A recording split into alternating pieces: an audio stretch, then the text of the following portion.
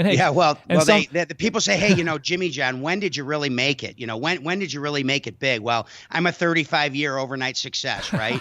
So that being the case, I made my first $1 million in a year in 1994, and from 1994 until today, I've only made more money every single year since 1994.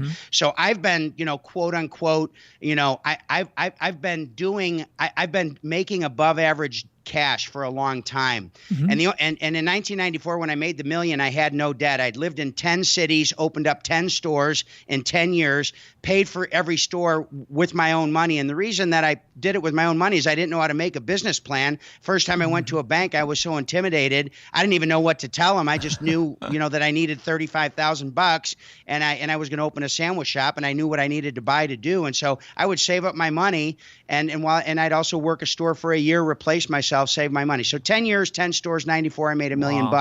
The toughest thing though, really, when I first started, Gary, I went down to Eastern Illinois University with two buddies of mine. I opened January 13th, 1983. And I worked, we had 14 shifts a week. So I worked Monday, Tuesday day, Wednesday, Thursday night. And I basically drank beer and smoked pot Friday, Saturday, and Sunday. and that's what I did. So that worked for me for about a month before the first guy quit. And then I was 7 days and my other guy was 7 nights. And that worked for me for about another month and a half until the night guy quit. And he called me about 4:30 in the afternoon and said I quit. So there I was in the sandwich shop. The store closed at 2 a.m. and I didn't have time to whimper or cry or canoodle, or I certainly had nobody to sue. And so I stayed in the sandwich shop and closed the store at 2 a.m, got up again and opened it up. And so I worked, I closed, I opened, and I started working open to close. This is about March, April of 1983.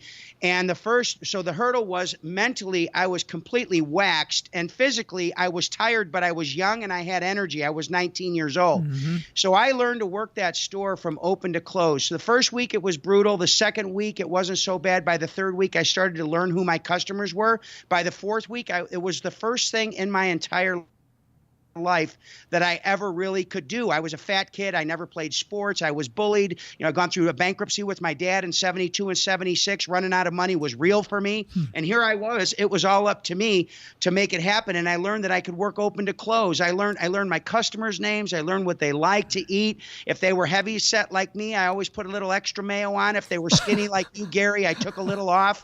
And then at night at 1 o'clock in the morning when the bars closed, that's when I served all the ends of the meats. It was still meat. They just wasn't as pretty. Yeah. So I learned how to use up all my inventory, and they threw it up anyway. So they it was what it was.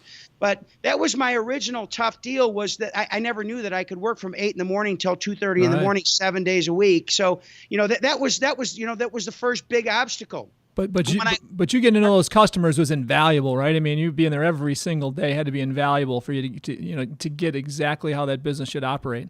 Well, yeah, it was invaluable.